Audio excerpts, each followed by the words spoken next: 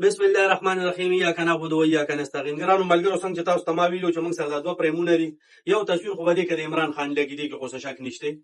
هغې موږ دا تصویر جوړ کوو. په دې تصویر کې ډېرې خبرې دي، تصویر نه ډېرې خبرې ظاهرېږي، خو چې څوک په تصویر باندې پوهېږي.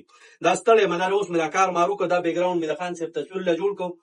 بل تاسو ته ما ویلو چې د بل پریم کې د چا تصویر لګو، نو ډېرو ملګرو پکې د سهیل افریدي نوم اخیستی دی، د مراد سعید دی پکې، ښه ډېرو پکې شاندانه ګلزار اخیستی دی، د زنانه هغو پکې نه شو لګولی، څوک پکې منظور پښتین یادوي.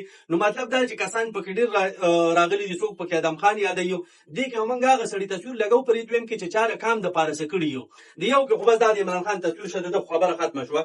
دې کې اوس موږ د هغه سړي تصویر لګو چې چا د کام دپاره څه کړي. دې کې به انشاءالله چې که د سهیل افریدي دغې شانتې خلک نوم لیکي، نو انشاءالله چې دې کې به د سهیل افریدي تصویر لګي. بل ګوره، موږ په خان باندې مین یو. تا قسم وایي چې ته په خان نه مین او ته پې مین یې، ما ته پته ده. ګوره په دې طرف باندې چې دی خان دی، په دې طرف هم خان دی.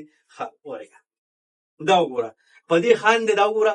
او مخې ته پې ځکه خان نشته چې دا کله جومات کې مونځ کوم که نن دا داسې ږدمه، جومات کې داسې کېدمه. نو بس تاسو ډېره ډېره مننه. موږ دا ټول سیټینګ چې دی نو دا ویډیوګانو دپاره وکړو، او انشاءالله تعالی چې دې کې به د سهیل افریدي تصویر لګي، ما ته پته ده. خو بل چې کوم نوم ډېر راغی، د چا نوم هم ډېر راغی، خو چې زنانه نه یو او د کام دپاره خدمت کړی یو پښتون یي، د هغه تصویر به پکې لګوو انشاءالله. خو چې د چا نوم ډېر راغی. ښه، السلام علیکم.